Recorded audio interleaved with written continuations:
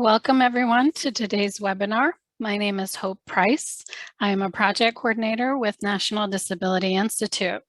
It's our pleasure to present our new research report, Small Business Ownership by People with Disabilities, Challenges and Opportunities. The report was made possible through funding from JPMorgan Chase and Company, and the findings and recommendations reflect the views of National Disability Institute. Just going to go through some housekeeping slides. For listening to the webinar, today's meeting can be accessed using computer audio or by calling in by phone. If you select computer audio, please make sure your speakers are turned on or your headphones are plugged in.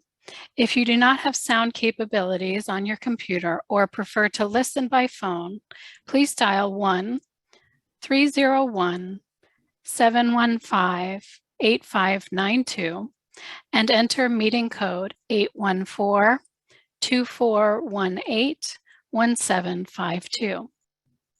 For captioning, real-time captioning is provided during this webinar. The captions can be found by clicking on the CC button in your Zoom controls at the bottom of the screen. If you do not see the captions after clicking the button, please alert the host via the chat box. Please use the Q&A box to submit any questions you have during the webinar, and we will direct them accordingly. If your question is not answered during the webinar, or you are listening by phone and not logged in, you may email me at hprice@ndi-inc.org. For technical assistance, if you experience any technical difficulties during the webinar, please use the chat box to send a message to the NDI host or email hprice@ndi-inc.org.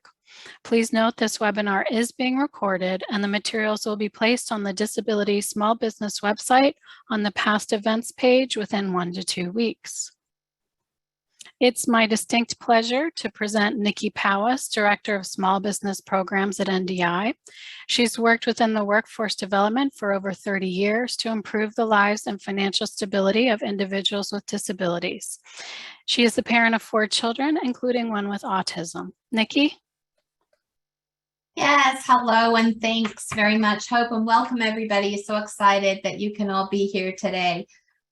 We did have a quick question in the chat about ASL interpreters. We do have an ASL online. If you cannot see them, then Hope, maybe you can work with that person to see how they can change their view. Okay, all right, so we are gonna just jump right in. I am so excited to be able to get started with this. And our first panelist that's gonna speak, as was just mentioned, this was made possible through funding from JPMorgan Chase & Co. So I am going to turn it over to Beth Daly-Torres. Can we change the slide, Hope? Wonderful. Actually, I'm going to first of all tell you about the agenda. Sorry about that. Okay, so we're going to talk about a little bit about the rationale behind the report, why it was important, why JPMorgan Chase & Co. wanted to actually have us do the research. We'll go into a little bit of information about the National Disability Institute. Then we will go into the report itself and discuss the research, the findings, and then the recommendations and the conclusions. And then very excited to have 3 of the folks that were part of the interview process for the report actually with us today for a panel discussion. We will open for Q&A. And then finish off with how you can connect to us as well. So feel free, though, along the way to pop into the Q&A box any questions that you may have. We may not get to them as we go forward. We may wait until the end, but we'll kind of get to them as we can. So if you can move to the next one. Okay, so here is Elizabeth Daly-Torres. She is an executive director with JPMorgan Chase & Co. and is within the Office of Disability Inclusion. She's been with JPMorgan Chase's team since 2010, and she too is the mother of 4 children, all of whom do have special needs, and that includes triplets. Not sure how you handle that there, Beth. So I'm going to go ahead and turn it over for her to get us kicked off with the rationale of why we are even here in the first place. Great. Thank you, Nikki. So as Nikki said, I'm Beth Daly-Torres from JPMorgan Chase, and I'm thrilled to be here. I'm thrilled all of you are here. And today has been a long time in coming. It honestly, this whole research report stemmed from a single question in a single phone call with Michael Morris almost 2 years ago, when we came to NDI to try to understand the pandemic's impact on small business owners with disabilities. And what we found pretty quickly is that there weren't any ready answers, and that small business ownership by people with disabilities is not routinely counted, right? There wasn't a way for us really to see a measurement of economic impact or what the business needs were they being met?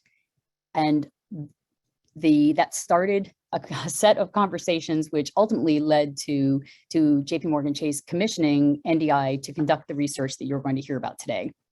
The findings, the challenges, the opportunities, all of that is a result of that initial question, which was, tell me about small business owners who have disabilities, entrepreneurs with disabilities. What's been clear, and the time since then, and the report and the findings, is that there is a lot of work that needs to be done. We really hope, JPMorgan Chase, really hope that these findings will be catalytic. The data didn't exist before, it does now. So we'd like to share that broadly, and we're really hoping that the findings will start providing a basis for programmatic solutions that maybe even some of you will provide. This is, I'd say, to wrap up, I think solutions and sustainable change for entrepreneurs, small business owners with disabilities is really long overdue. And certainly as the world's largest bank, we are hoping to transform attitudes towards entrepreneurs with disabilities. And we're definitely going to dig in and start developing and driving innovative solutions. But I'd love for you to hear about the research, and let's see how we can make change. Over to you, Michael. Thanks so much, Beth. Really appreciate it. So next we're going to hear from Michael Morris, who is currently the Senior Strategic Advisor with National Disability Institute, but 17 years ago actually founded the organization and then stepped down a couple of years ago to serve as a strategic advisor for us. So I'm just going to, with that, turn it over to you, Michael, to talk about NDI. Great, thank you so much. This really is an extraordinary day and opportunity to put a spotlight on the growing achievements of individuals with disabilities becoming owners, becoming contributors in new ways to the American economy, becoming employers, and as we will talk about, also employers of individuals with disabilities, which changes the data in terms of labor participation. But let me tell you briefly, for those of you who are unfamiliar with National Disability Institute, I helped start the organization because there really wasn't a focus, a conversation about why our majority of people with disabilities at the lowest rung of the economic ladder. Why are so many people with disabilities, more than any other demographic group, unbanked or underbanked? And so we started an organization to drive social impact, to build a better economic future for people with disabilities and their families. And over the past now almost 17 years, our pioneering research, advocacy efforts, policy development, public education, and really incredible partnerships with government agencies, with the financial community, with entrepreneurs and small business owners, and other community nonprofits. Because of this research, we have really moved forward with thinking about new and different ways that we can build out an ecosystem of support that is comprehensive, that is coordinated, that is meaningful, and that is growing the small business community that represent founders, entrepreneurs, owners with disabilities. We also, in our work, are looking at the issues of intersectionality of many other underserved communities that people with disabilities are also a part of. So NDI has, from day one, and continues to put this spotlight on financial health and building the meaningful contributions of people with disabilities to the American economy. Let me turn it back to you, Nikki. Thanks so much, Michael. Really appreciate that. And I see a few people popping things into the chat. Please feel free to tell us your name, where you're joining us from. We'd love to see that. So if you can go to the next slide, Hope. So here is the cover of the report. This will be, there will be a press release that is going out. This will be posted at the link that is on here. Everybody will get a copy of this following the presentation. We'll also pop the link into the chat as well, so that you have that to get to the report at the end of this. So we're just going to sort of move right into the report itself right now. So if we can go to the next slide, I will introduce Ramonia Rochester. Dr. Rochester just recently joined National Disability, actually, as our Director of Research. She is a social scientist, educator, over 18 years of experience in research and capacity building. So she is going to dive in for us to the report itself, and I will turn it over to you, Ramonia. Thank you, Nikki. Hello, everyone.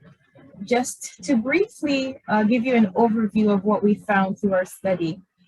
The numbers in brief, in broad overview, we found, of course, as you may know, 15% of the adult US population has a disability. And these individuals have different needs for employment and financial inclusion. Unfortunately, about 3/4 of that population is not part of the current labor force. As you can imagine, these individuals would need more flexibility with regard to their work schedules, just having control over their environments. And this is often not the case in most traditional workplaces or workspaces.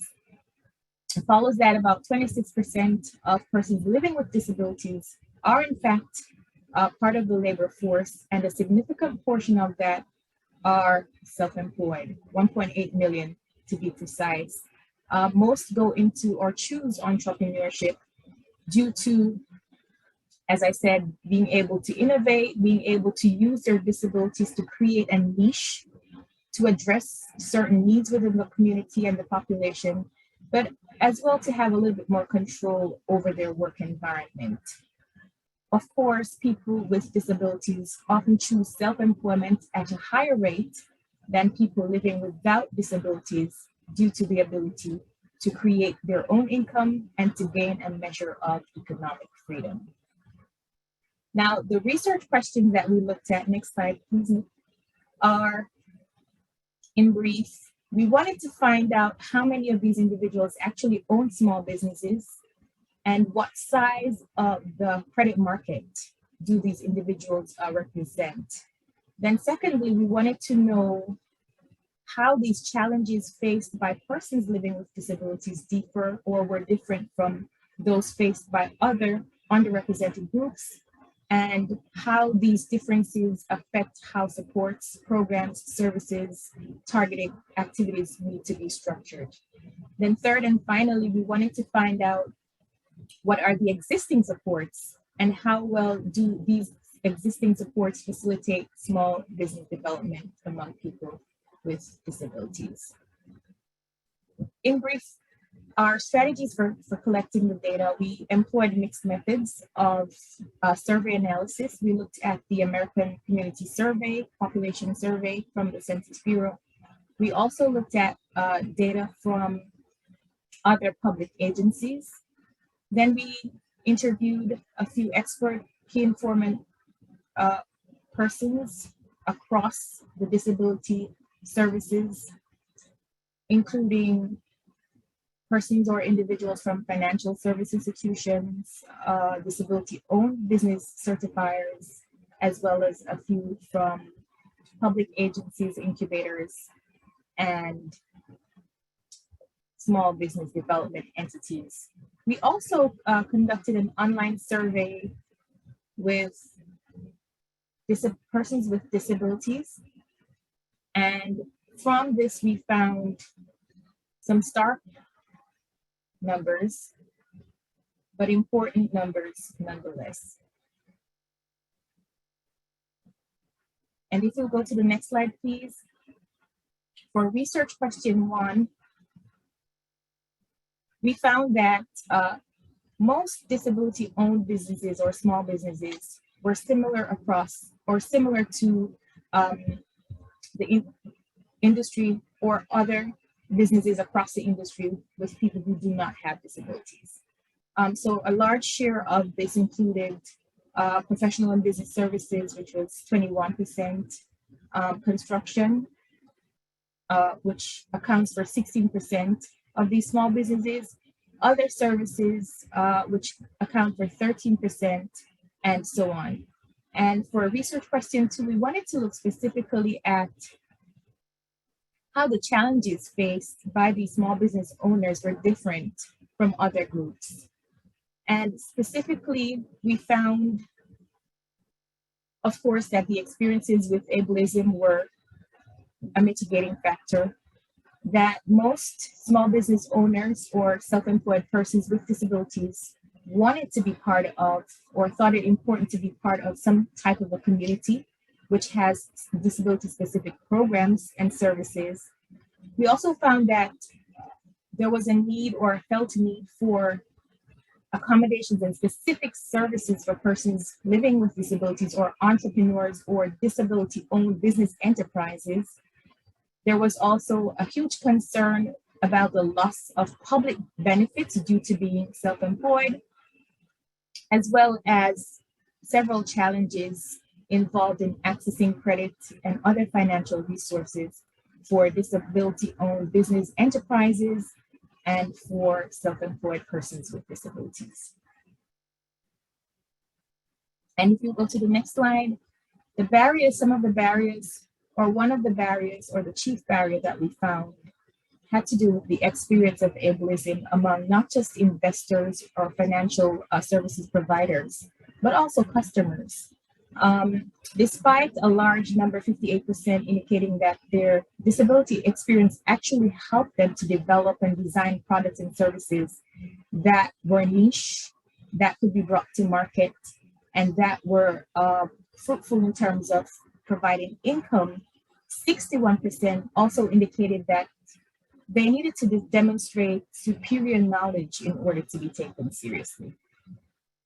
We had many stories, very colorful stories coming from our respondents about going to a board meeting, for example, and being told right off the bat, this is, you're going to have to do this on merit, right? As if, that's just not the expectation for persons living with disabilities. Another 39% indicate that people believe they do not have enough energy to run their own businesses due to having a disability. Again, particularly when the disability is visible, most persons assume that people or disability-owned business enterprises, self-employed persons with disabilities just do not have the physical capacity to run their own businesses.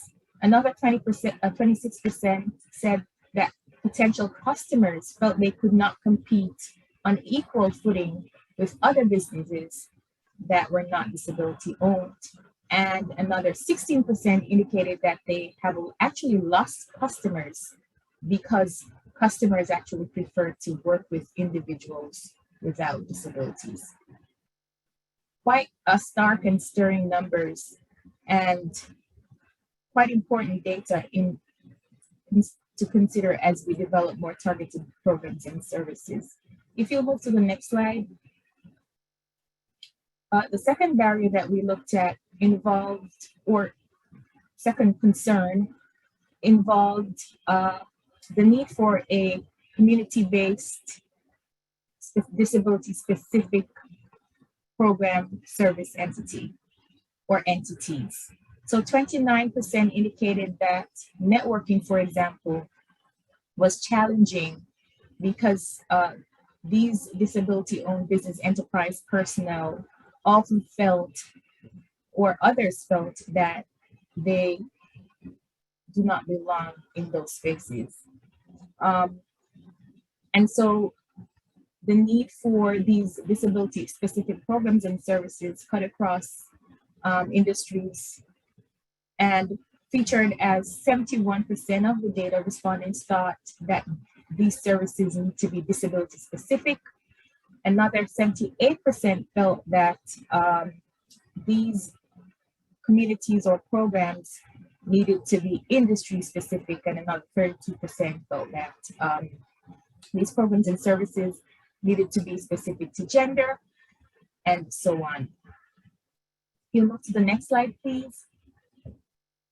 Another concern, and this is usually a huge concern, as you may know, in the disability community, was the concern for the loss of public benefits that often ensue as a result of earning a certain level of income.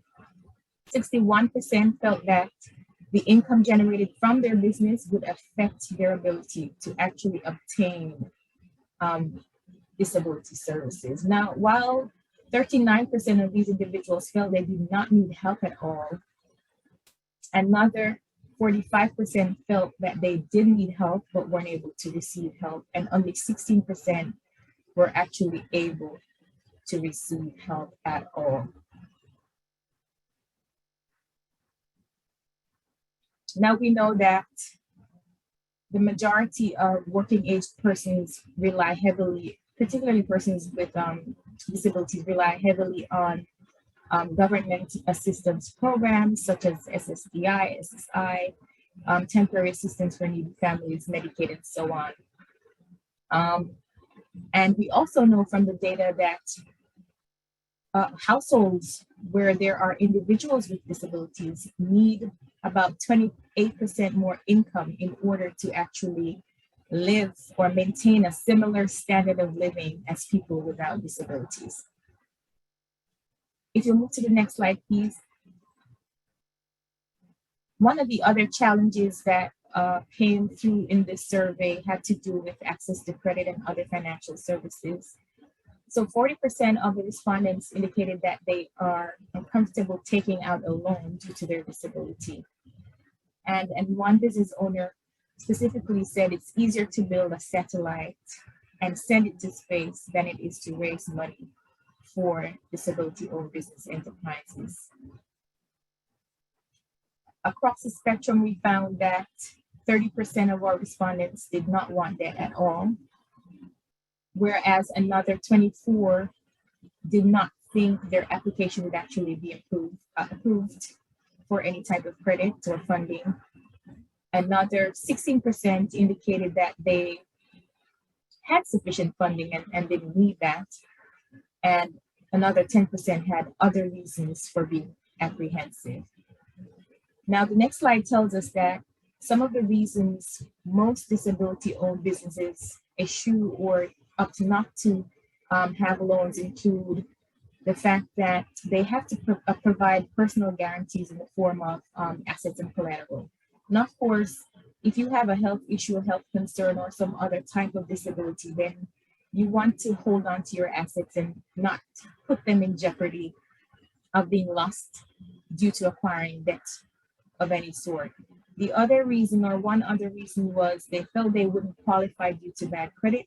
A lot of people with disabilities have to go through medical bankruptcies. Of course, there are higher medical costs involved overall for these individuals. And so poor credit is, par for this course oftentimes.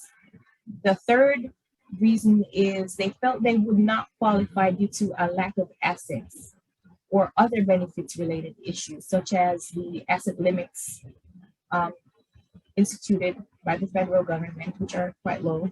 And of course, the limit on working hours, which also limits your earning potential. And finally, another reason most did not opt for debt or loans to finance their disability-owned enterprises is they felt the loan process itself was challenging, or they found the process challenging due to cognitive and other challenges, and just in general, the inaccessibility of the legal jargon. And we know how legalese can be taxing and time-consuming for the average layperson anyway. The next slide talks about the impact of COVID, or the impact that COVID had on disability-owned businesses. We have positive and negative news here in that some businesses had to close, many of them permanently and many of them completely, but another 65% indicated that they were able to pivot and did not have to close their businesses at all, which is good. We found that accessibility consulting and software businesses saw the most decline or the most closures, whereas 2020 proved to be a good year for market research companies, as well as those involved in artificial intelligence development of any sort, or the tech industry. We also found that only about a half of our respondents were able to access the Paycheck Protection Program through the federal government Economic Injury Disaster Loan Grant Program, as well as other grants and programs, of course. But another 38% or another 16% actually were unaware of the program at all. 28% said they found the program process to be a little bit too confusing and so did not even bother to apply. And another 38% believed that they would not qualify and so opted not to apply in the first place. 20% of those who got or accessed these loans and grants through various programs were actually PPP loan program recipients. And our final research question, we looked at the current services and supports that exist and how these services and supports can facilitate or do facilitate small business development among people with disabilities. We found that there were mentorship programs. We found there were programs through the Small Business Administration. We found that there were incubator or accelerator programs that were effective in helping to support disability-owned business enterprises. And we also found that supply diversity, small business set-asides, and other DOBE certification programs were also of value. For the mentorship programs, we found that 40% of the respondents said they actually had a mentor. And half of these programs they found through either consultation with a family member or referrals from a family member or acquaintance. We found also the SBA SCORE program was a good feature here, as they support 250 chapters across about 1,500 communities in the US. The SBA also provides over 1,000 small business development centers, which are chiefly women's business centers. However, these programs do not yet or have not yet received technical assistance in serving individuals with disabilities and are certainly not disability specific. The next slide talks about the incubators or accelerator programs, which provide these skills development, marketing assistance, market research tools, accounting professions, a slew of other foundational business supports, including legal advice And there were about 1,400 nationwide we found. Several of them were geared toward disabled veterans. However, only one served the broader disability population. And finally, the supplier diversity small business set-asides and disability-owned business enterprise certification programs we looked at provide access to federal and state government markets. Of course, they provide these certifications for businesses, and they also engage in a level of education and business development, which are beneficial for disability-owned business enterprises. I will now return it to Nikki, who will discuss our recommendations and conclusions on the next few slides. Thanks so much, Ramonia, and thank you for going through that with us. A couple of questions that came up in the chat. Folks did want to know what the definition of disability was that we used for the research. I did pop that in there. I also did pop in there the link to the report that is on the NDI website.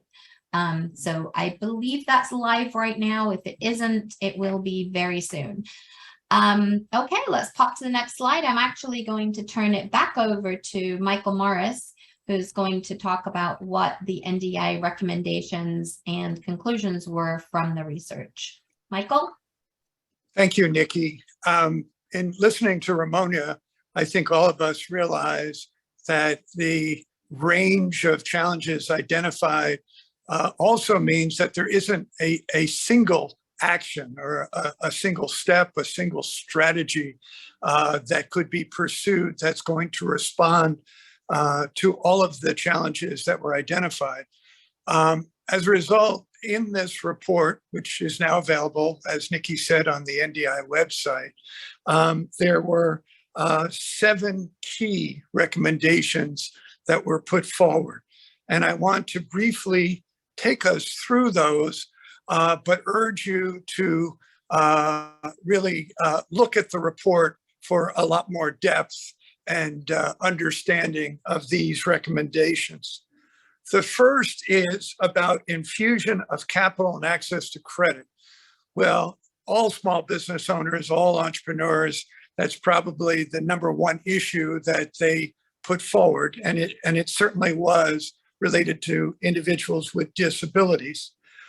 However, unlike what is available to other particular segments of the small business community, whether that's veterans, other groups, women, Latino, Black, small business owners, many of the banks stepped forward during the height of the COVID era and created funds, set aside funds to support small business owners targeting one of these particular populations. No bank stepped forward, though, to target small business owners with disabilities. And recommendation #1 in terms of access to capital is a suggestion that banks and perhaps other philanthropic foundations look at support regionally, geographically dispersed of 5 community development financial institutions that can demonstrate a past record of success in serving people with disabilities and set them up as really regional hubs in terms of access to capital. The second part of this strategy is looking at the possibility of a bank setting aside a separate fund, whether that's venture capital, loans, grants, or a combination of all of the above, is to actually target entrepreneurs and small business owners with disabilities. The second recommendation is about creating a regional infrastructure.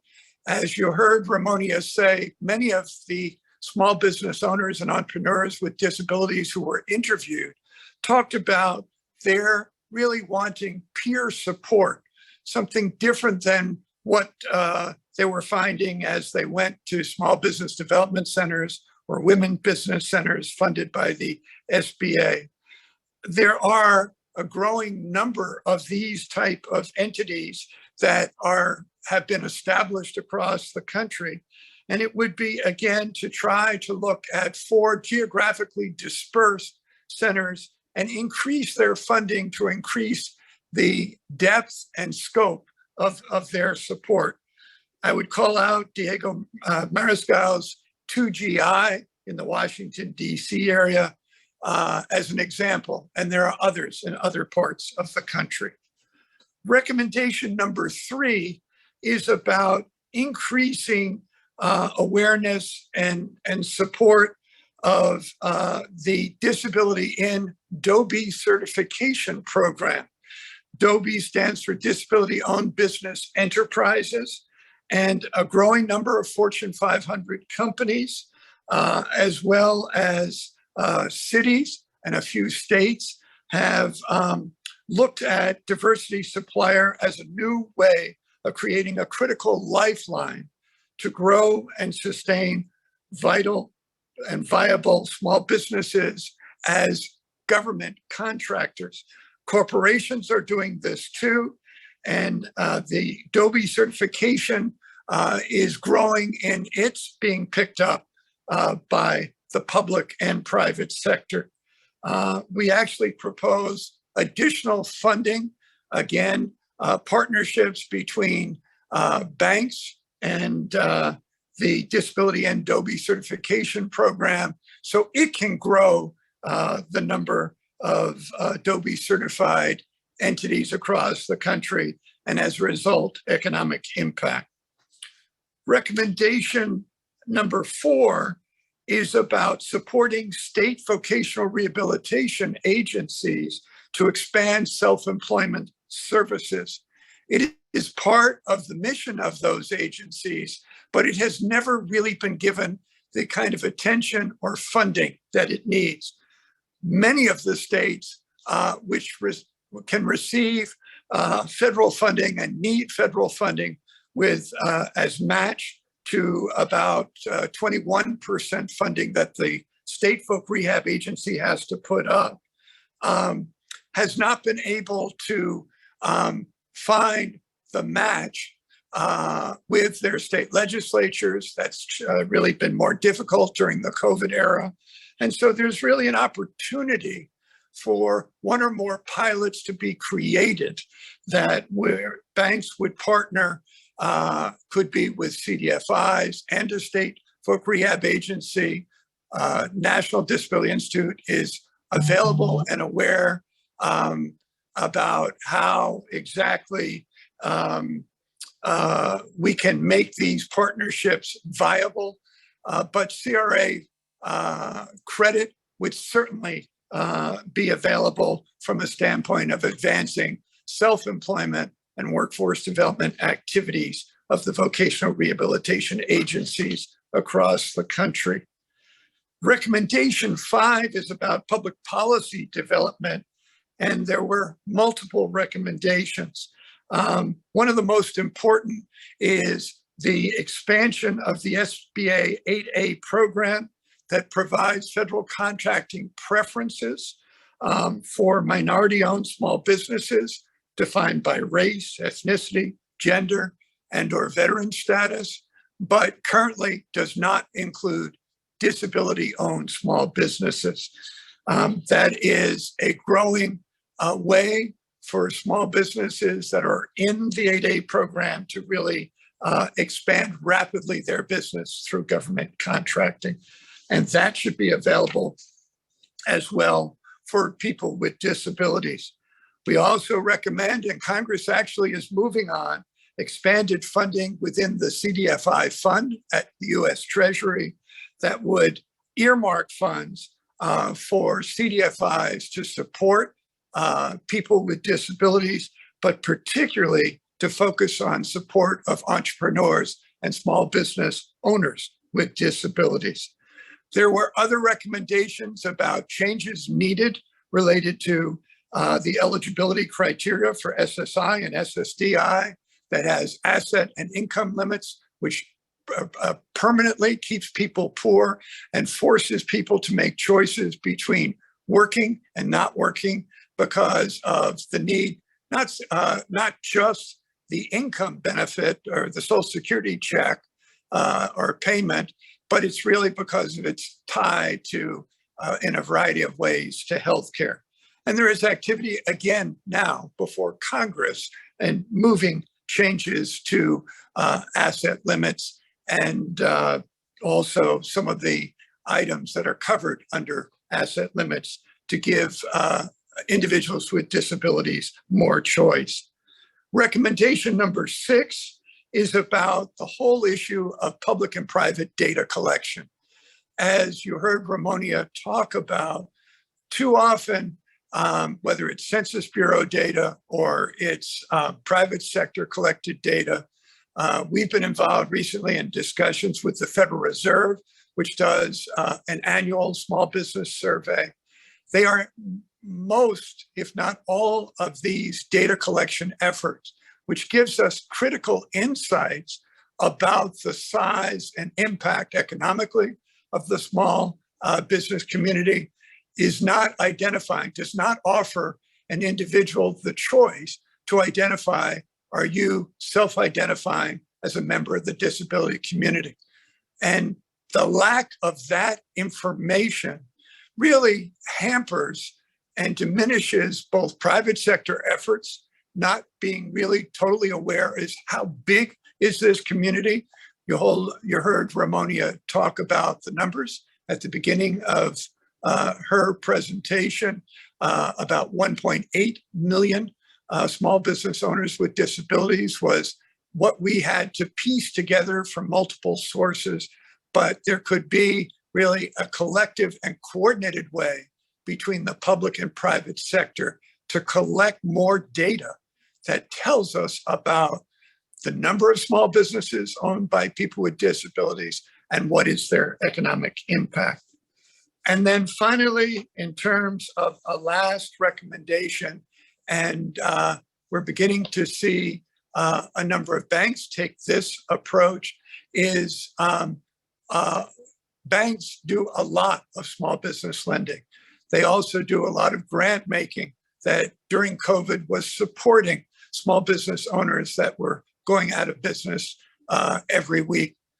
What hasn't happened is really the creation of a lead person who works among the many parts of a bank to look at ways we can enhance from a lending side, from an investment perspective, from a financing perspective, from a support services perspective, what can be done to support this growing and hopefully not much longer invisible segment of the small business community.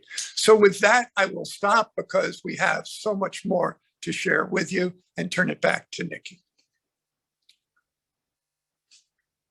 Wonderful, Michael, and thanks so much.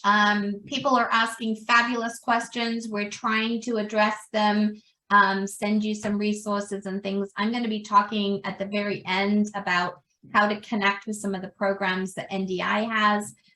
We've got a multitude of resources, so I think that will help also. I'm going to pop another couple of things in the chat here as well. Okay, all right. So let's move to the next slide, and super excited for this part. Is, as you heard from Ramonia, we used several methods for getting this research done. One of which that I actually had the pleasure of doing myself was interviewing several disability-owned small businesses. And when you take a look at the report, you'll see several stories from several of the folks that we did interview. But we wanted for everybody to hear from some of the folks that are in that report in person here and have an opportunity to really meet and hear from them. So if you can go to the next slide, I am going to introduce Anthony. And Anthony Reynolds is an associate with the Office of Disability Inclusion at JPMorgan Chase & Co. He's actually the newest member of that office, but he is an entrepreneur himself. He had, as a military veteran, tons and tons of experience. You can see his full bio on the slide here. He was, in Afghanistan, Kuwait, Qatar. So, lots of great experience. So he is going to introduce our wonderful panelists. So I'm going to turn it to you, Anthony, and let you go for it. Well, thank you. Thank you for the kind introduction, Nikki. And thank you everyone for attending today. This is truly a day to remember. And I had the pleasure and honor of interviewing a panel of amazing entrepreneurs. So let's get started with introductions. Tiffany Alvaro Choma, tell us a little bit about yourself. Where are you from? And if you could describe yourself in 3 words, what would they be?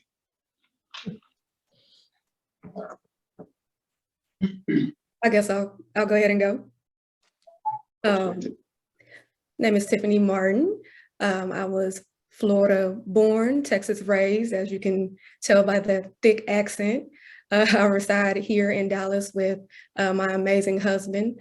I was diagnosed with type 1 diabetes at the age of 5, and at the age of 28, was diagnosed with diabetic retinopathy, which left me 100% blind.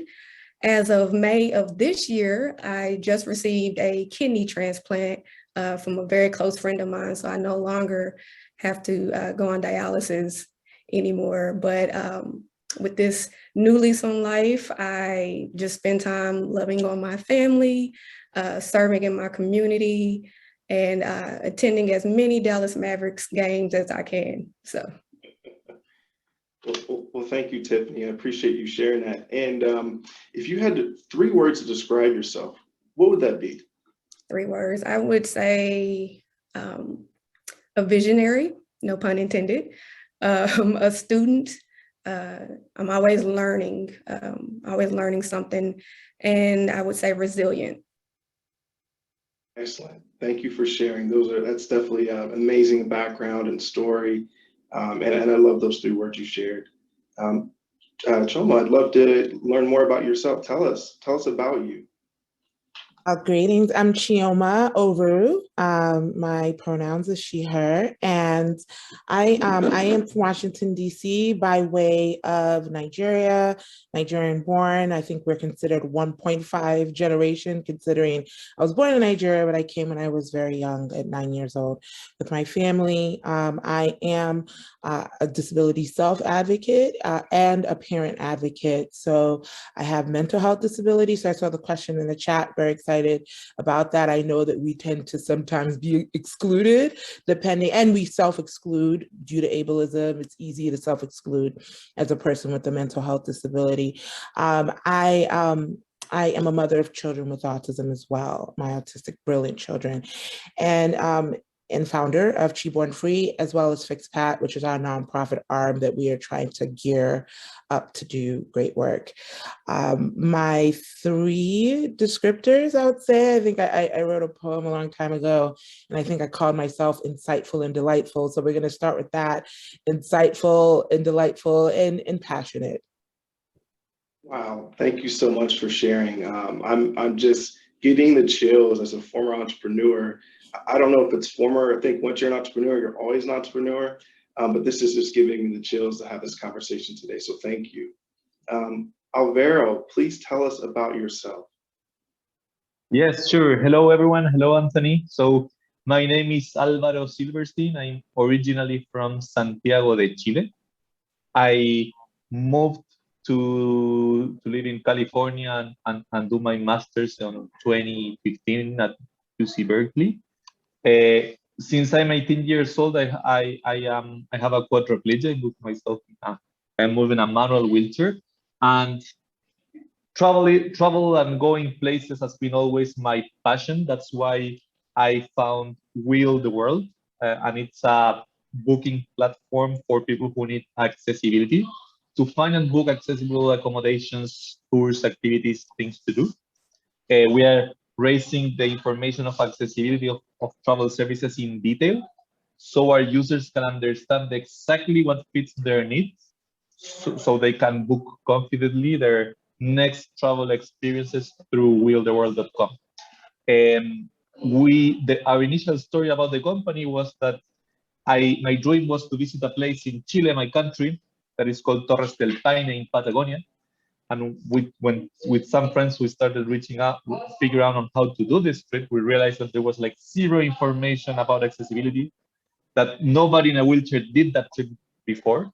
And we figured out on how to do it with a special hiking wheelchair, figure out all the accessibility about accommodations and how to move around. I became the first person ever in a wheelchair to complete the W trek in Patagonia. And so far we have allowed more than 100 people to repeat that trip. And more than 2,000 people has traveled already with Wheel the World. The three words that represent myself, I would say that they are not very uncommon of this group of people, that is perseverance, resilience, and positiveness, which I believe are three typical characteristics of the community of people with disabilities. So not that uncommon for this group of people. Wow, truly remarkable, just hearing these stories, and thank you for sharing. So I think what I've heard thus far is some adversity or some perseverance a little bit, and kind of the stories and backgrounds you guys talked about. So I'd love to ask that question to everyone is, how has the adversity you face made you a stronger individual and business owner? Feel free, Tiffany, if you'd like to start, or Choma or Alvaro. Sure, I'll start. Being blind, you inherently have to be creative. But I also like to say we are some of the most efficient people you will encounter. I'm always trying to be efficient with time because I know I am utilizing friends and family, their time. So I'm always trying to find efficient ways to maneuver and navigate, as well as cost. Anybody with a disability would understand what it is to be efficient and try to find the ins and outs to best stretch a dollar. So those two characteristics are things that I do in my personal life is what I absolutely put in my professional life and use within my business. Thank you for sharing that. If I can complement to Tiffany, is that one of the things that I realized when I got injured is that when you have a disability, there's no playbook, right? When you get into school, you have like people that are older that have passed through what you are going through. If you go to university, the same. If you go to a new work, it's the same, that you can have references of people that pass through that similar experience that allows you to understand better how you should act and feel about it. When you have that disability, like there's just few playbooks to have references about how to adapt to the situation that you are facing, especially when you are accessing the professional world or the job market, the job world, right? It's so hard to find references on figuring out how to get to your job, how to do something specific if you have some mobility impairment. Maybe like people who are blind can relate, or any other disability. So that allows you to understand that you should build your own playbook, which is very, it's a good skill when you are an entrepreneur, right? Because you are starting something from zero that most probably that none of, or just a few people have started or passed through. So I would say that skill that you need to develop having a disability is a very good skill to become an entrepreneur. Well, thank you so much for sharing. And I think that's, again, these are amazing. It's amazing to hear this. Chioma, I'd love to hear your perspective. Yeah, for me, it's that I've learned to just respect my myself, my condition, right? I am always swinging the pendulum of anxiety and depression. And so I ride the wave. I mean, I'm petrified of real ocean water, but I've learned to be a surfer, right? Emotionally. And that when I'm able to thrive is when I'm most tapping in to those secret places that kind of open up when you are, neurodivergent, right? And I think for me also, an extension of being able to respect myself is also to recognize that I work best when I'm working in service, right? That when I'm doing things greater than myself. So working in the spirit of my own family. I did introduce myself as a mother, but truly everyone in my nuclear family is disabled, both those that have passed on and those that are still with us, ranging from my mom with physical disabilities to my dad who struggled with dementia before he passed in 2020, to my oldest brother who had schizophrenia before he passed this past April, and my other brother with scoliosis and kidney failure challenges. So there's a range of people that are very intimately connected to me. And as an African, we don't believe in that kind of separation where you just focus on yourself. In addition to the many families that that I carry on my back with me through my various projects, through Chiborn Free, which we do action research, which we also support in consulting with government and non-governmental entities on how to best integrate family-centered and disability justice-oriented projects, and through now the nonprofit. So it keeps me focused when I'm able to do things beyond myself, because it's very easy, considering my own status, to forget myself and do things senselessly. Excellent. And, I appreciate you sharing that and everyone being candid here and sharing amongst all of us. So we're here because you're entrepreneurs. So I want to know about your business. And I know we're getting close to time here, but if you guys could briefly or tell us what makes, tell us a little bit about your business and what gives you your special sauce and what makes you different than your competitors in the market. So I'll let Tiffany, if you want to go first. I will. So Jans & Co. is a digital strategy and marketing agency. So we are a group of innovators that develop, cultivate, and execute solutions for the digital space. In that same breath, we have Visiotech, and that was birthed in 2019.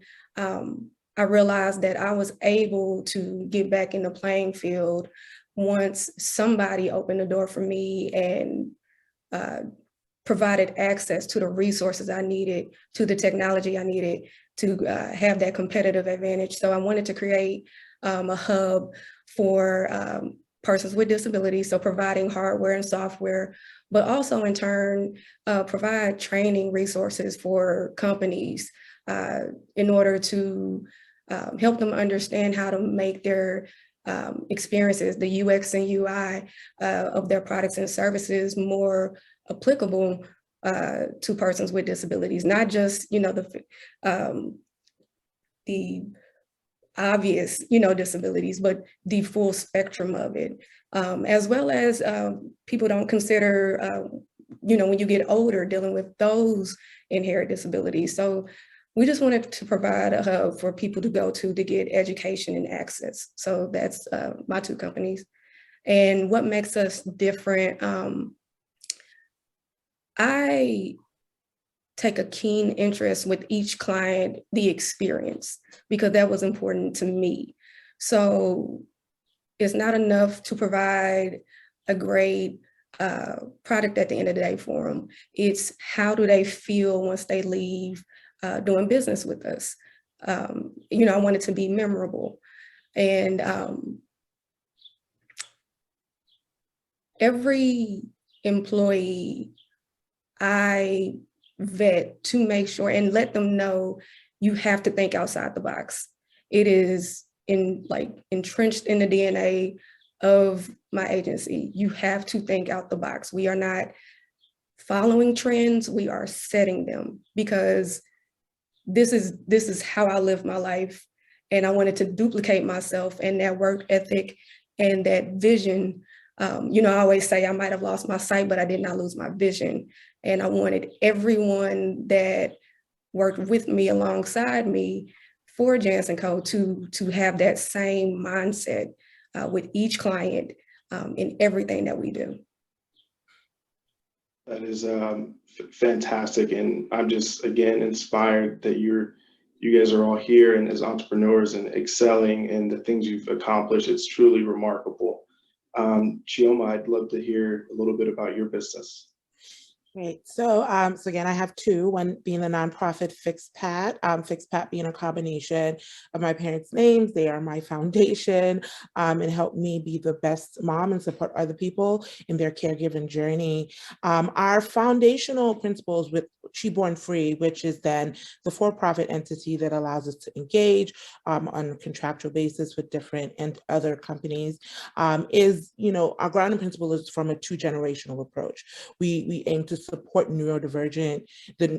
uplift the neurodivergence in the caregiver, and of course recognize and support children with disabilities, starting very early in life and navigating through the lifespan.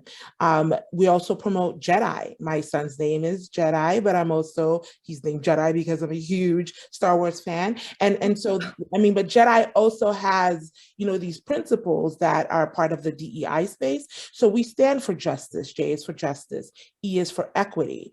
You know, D is for diversity, but we're honing in on neurodiversity, and I is for inclusion. So everything that we do, whether it's through the research or reports, whether it's through consulting, whether it's through the programming that we lift up, and we're incubating Neuro Mama, which is what we're calling it, which we want to host, you know, we want to have care packages that are monthly, that promote wellness, as well as educational tools that we'll have in each package each month. And we have been able to distribute some packages successfully through our community baby shower program, through our two-generational literacy boxes, and we're curating books that are disability positive for different age groups. And this is a very, you know, huge thing. We look forward to being able to, you know, share what we find around books that look at intersectional identities, specifically around race and disability, race, immigration status, and disability, you know, gender and non-gender and disability. So we're very excited about being able to show those curated books when we finish doing that. And most essentially, I mean, we really hope to uplift and empower the long journey, right? Because it can be very isolating, very disempowering, very invisibilizing, navigating as a self-advocate. But then when you also have children on your back, it can be extremely tormenting for people who don't kind of have a safe space. So we hope to be able to scale to support people nationally and even internationally. But right now we're very focused locally and regionally in the Washington, D.C. area. And our next phase for Cheborn Free is to really start building content. So we're developing our own podcast called The Critical Hour. We are also looking to, you know, publish booklets that we hope to be included in the report, in our care packages through Neuro Mama that's incubating. That is terrific, and thank you so much for sharing. Again, that's a lot. You guys are, everyone's grinding here. The definition of entrepreneur, working hard and delivering results. So Alvaro, I know you touched a little bit about Will the World. If I may add this last question for the panel is, and you can, Alvaro, definitely speak a little bit more about Will the World. I'd love to know, what's the one thing that you would want everyone to know, or you would have to ask for people on the call today? What's the one thing you want either someone to know about your company, or the ask that you'd have for all the participants on today's call? So I'll hand it over to you, Alvaro. Yes, so things that you want to know, that we're growing, that we are a company built by people with disabilities for people with disabilities. So we're hiring too, if you want to reach us out. And we want to become the best solution for people with disabilities to travel as anyone else. Raising the information of accessibility in detail so everyone can understand exactly what's the best offer for them to make a booking decision.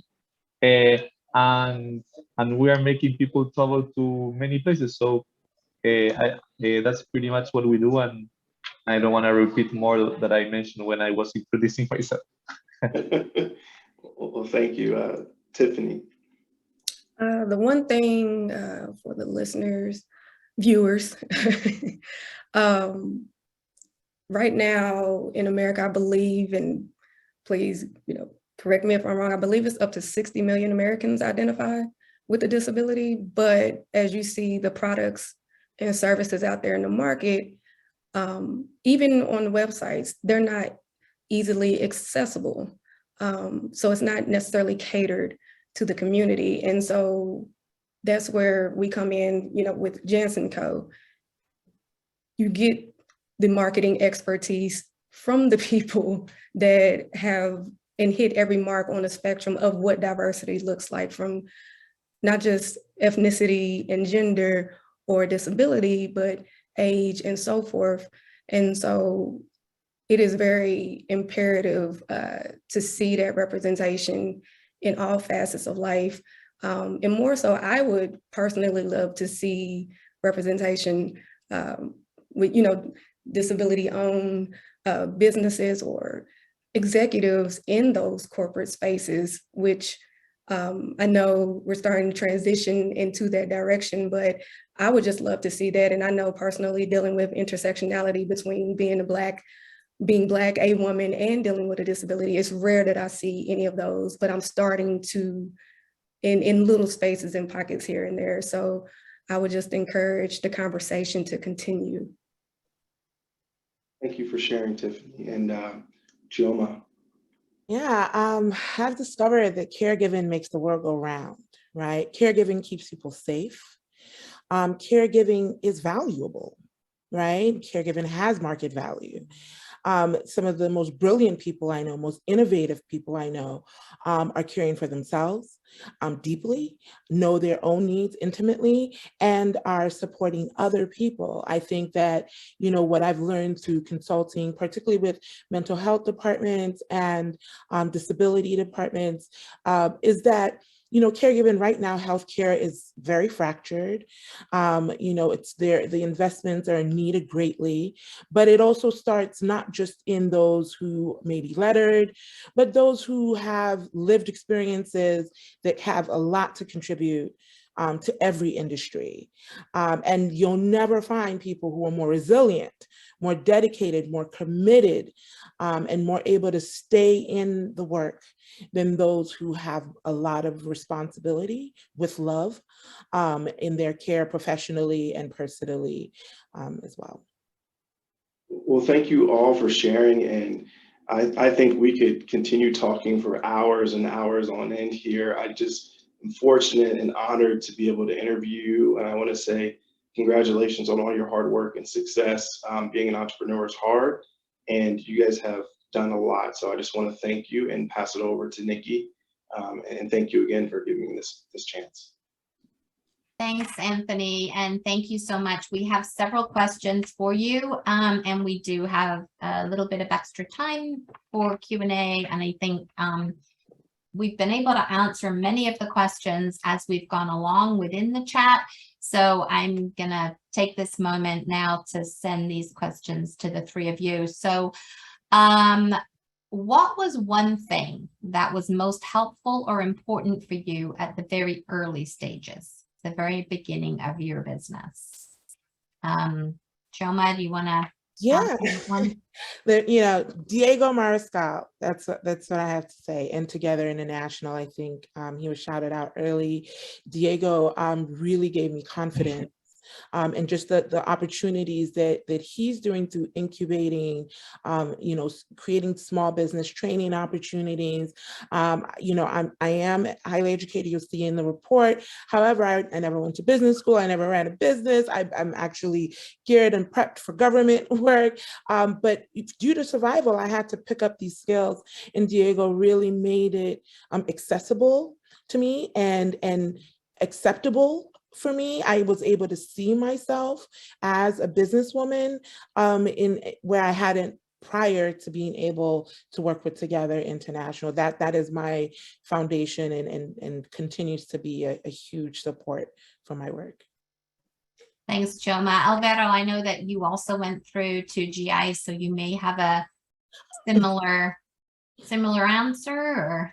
I mean, yes, it's so important to that what is in your mind, what is in your dreams and in your vision is validated by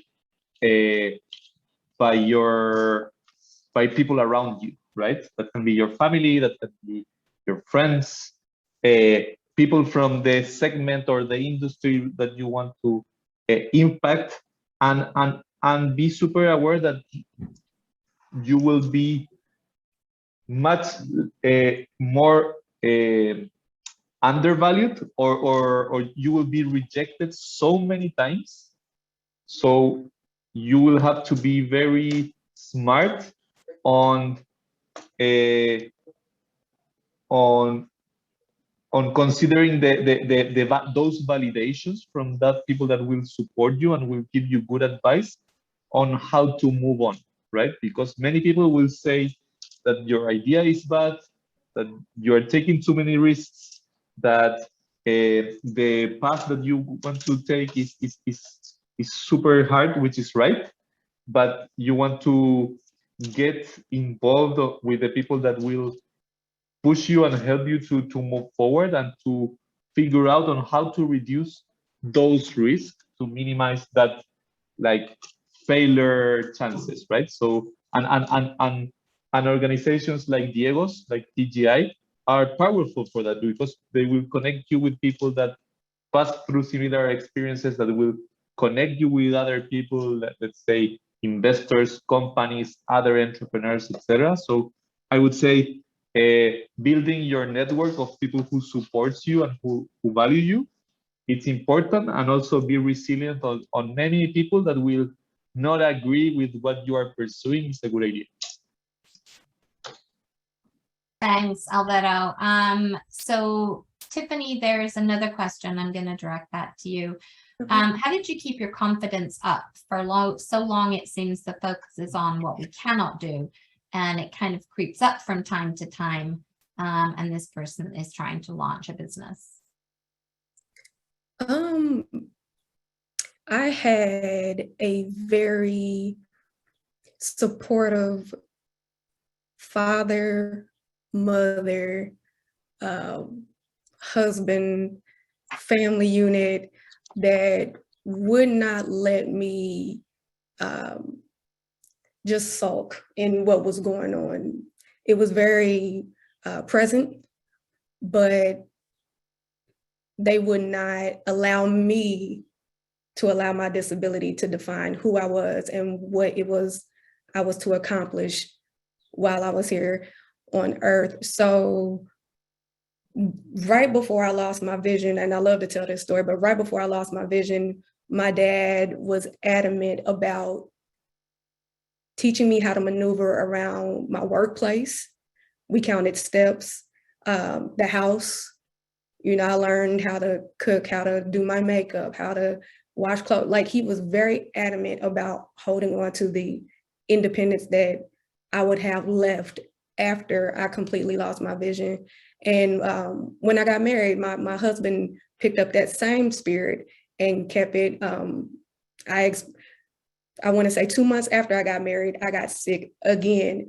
So it was ongoing, and keeping that confidence was really hard to do it myself. But my community, my village really sustained that until I could just really hone into that and kind of pull that from my core to where now I can pass it on to other people.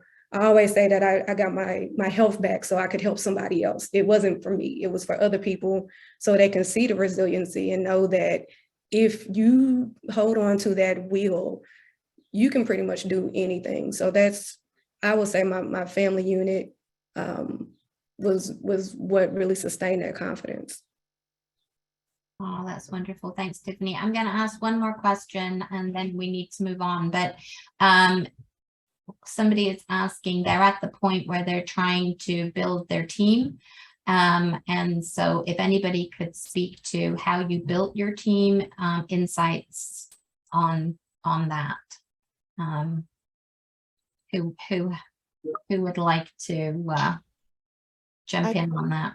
I can touch on that, and I'm sure others can say, I think that you really investing in leadership skills is critical, because you can have, to have the eye to know who can help you get to your next level. And actually, I wanted to shout out Nikki, because our conversation was transformational, and and I'm applying that in that really also, one, yes, invest in your leadership skills, invest in people being able to follow what you're doing and follow your example and feel confident in being part of your team with you horizontally. However you structure it is not really as important as the energy that you bring to it, but also being as resourceful. There's some things you have to pay people for, but why I'm shouting out Nikki is that I'm constantly like, I need capital to hire the brilliant people. I believe in paying people, but it's also really important to know that there are people who want to offer support because they believe in you. And it's easy for me to not have that kind of confidence, but as I start to outline people, their skills, what they do, what they've offered to do, and being able to strategically point, place, when. Some people are here for a season, a reason, or a lifetime, right? We know that saying, and it's true in business. To just let it go when some people have to exit from your space, and to just open the way, because there's always somebody around the corner to help you move to your next level. Thanks, Chioma. And I agree with Anthony. We could keep going for a long time more. This is wonderful, but we are going to move on because we only have about 10 minutes left. And so Hope, if you can start putting the PowerPoint back up. Chioma, Alvaro, Tiffany, thank you so much. Every time I talk to you and to others, it is just such a wonderfully inspiring experience, and I just value all of you, and I am so grateful that you have been here and participated with us. So thank you so much. Thank you. Okay. All right. There have been lots and lots of questions about resources, about connections. We've oh gosh, there's another 13 new messages, so we're gonna have to take a look at those. We will be recording, this is being recorded. It will be posted. We will send you the link to the posting once it's up. It does take us a few days to do that, but we will capture those questions and responses. If you haven't got your question answered, we will go through. If you want to pop your email in there when you're asking a question, then we're also able to, shoot you an email and connect with you that way. So just want to make sure that, we are hearing all of you, we're seeing it, we're just running out of time. So just wanted to really quickly touch on the National Disability Institute, as you heard earlier, with Michael, and another shout out to JPMorgan Chase & Co. Because to be absolutely honest, if they hadn't come to us and asked us those questions, we probably wouldn't be here with some of the other programs I'm going to tell you about right now, because it led us to really opening our own minds and our own recognition of how we could really move into this space and be supportive and help develop the ecosystem of entrepreneur support organizations, and really help at the ground level with founders with disabilities. So if we go to the next slide, and as I said, really as a direct result of the work that we did through the wonderful contribution from JPMorgan Chase & Co., we applied for a grant through the Small Business Administration, and we were awarded that. We were very excited to get it. There were actually a lot of applicants, and we were excited to be able to get that. That is a community navigator pilot program. Many of the questions and many of the comments about help and resources and connectivity, we can definitely help you with through this program. So it is helping small businesses, disability-owned businesses. Our website is disabilitiesmallbusiness.org. We have put it in the chat a couple of times. When you go in there, there is a contact us link, and there is a form if you are an entrepreneur with a disability and you go there and fill out that form. It will go straight to our navigator, Ruth Chavez, who has also been putting some things in the chat. R Chavez, CHAVEZ at ndi-inc.org is her direct email, but you will find that if you go to our website. There's also a resource section. There's an events section that talks about, we have a lot of upcoming trainings, all of which are free of charge. We're going to be holding in October a national convening that is all virtual. So, you know, if you want to make sure that we send you information on that, stay connected. Registration isn't open quite yet, but that is all going to be with resources, information, and breakout sessions targeted to disability small business owners. And also the ecosystem of that to help develop that as well. You know, there was comments, I think Tiffany had said about accessibility and about how not being able to get to the resources if the applications, the websites are not accessible. So we are also hoping that we will get a lot of ecosystem folks as well, so they can hear and understand some of those things.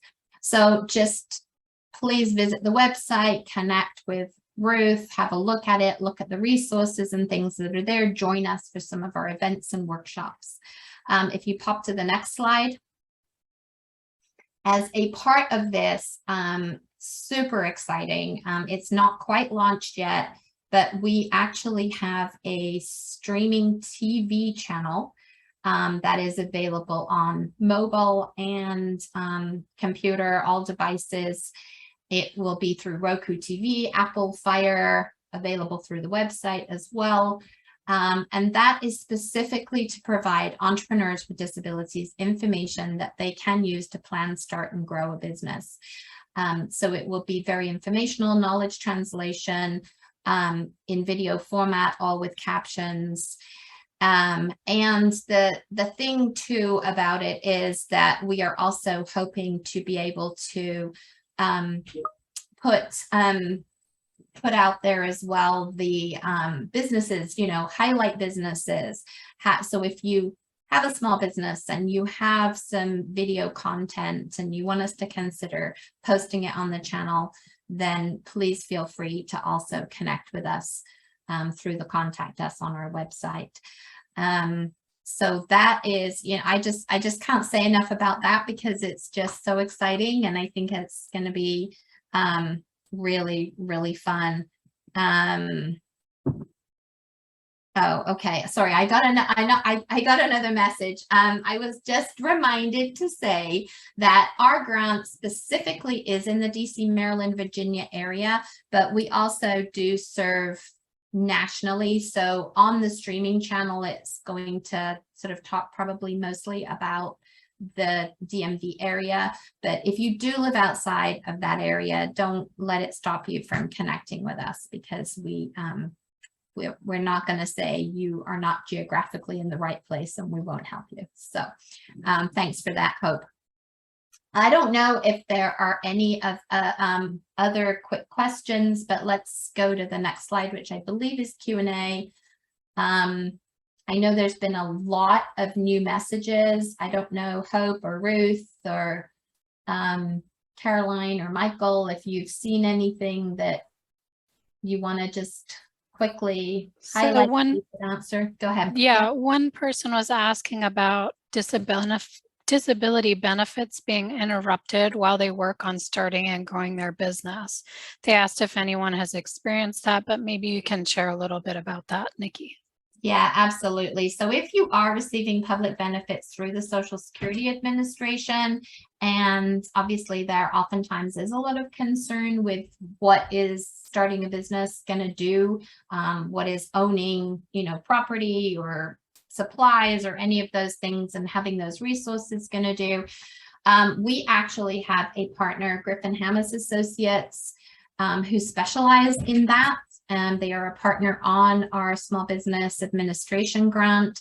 So again, get in contact with us, ask us to, help you navigate that. We can certainly do that. So hopefully that answered that a little bit.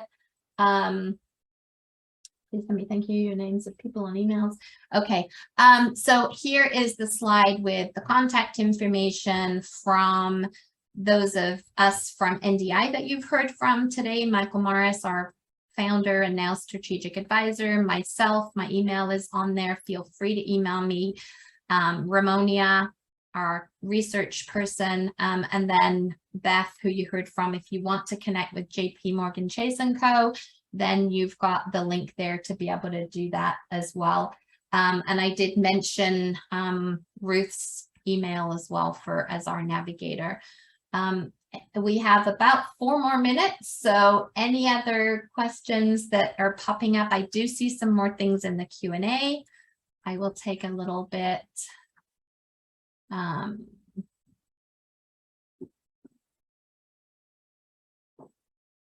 Okay, that's asking again for more resources and things. So we will remember, just connect with us through the emails. Hope, can you see any others that we can answer?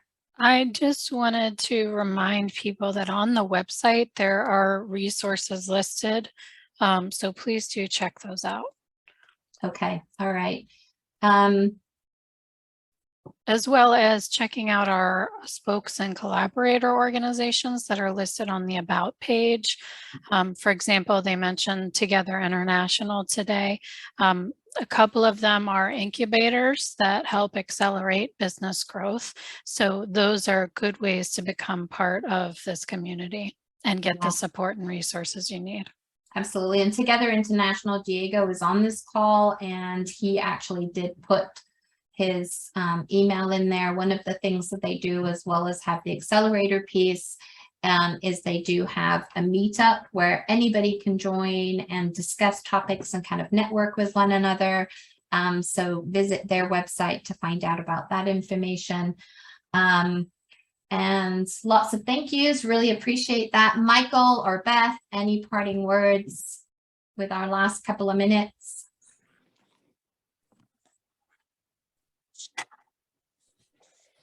Not sure if Michael wants to speak, but I want to say thank you very, very much for everyone that participated. The stories from all 3 of you, your stories about your businesses were really inspiring and very, it's great. I mean, it's great to hear. It's really, really great to hear the stories. I think that there really is potential that this report could be catalytic, and I hope it goes from here. Thanks, Beth. So do we. Michael? Yes, thank you, Beth. I think what's so important, particularly as we celebrate another anniversary year this week of the Americans with Disabilities Act, 32 years ago, no one spoke about entrepreneurship. No one spoke about people with disabilities being employers, business owners, founders. And this really is going to change not only what the economy looks like, but so importantly, it's going to change perceptions for future generations of people with and without disabilities, because this is a sea change, a different kind of conversation, a different outlook, and our panelists today are just examples of what literally now are thousands of people at different stages of small business development, some of whom are becoming so successful, they're no longer small businesses. So it's exciting. And again, thanks to Anthony for moderating that panel, and to everyone here. Fantastic. All right, thank you. And thank you everyone so much for joining us. There's still resources being put into the chat. So as I said, we will get that out. There'll be a link, there'll be the recording. And thank you so much, all of you, for joining us today.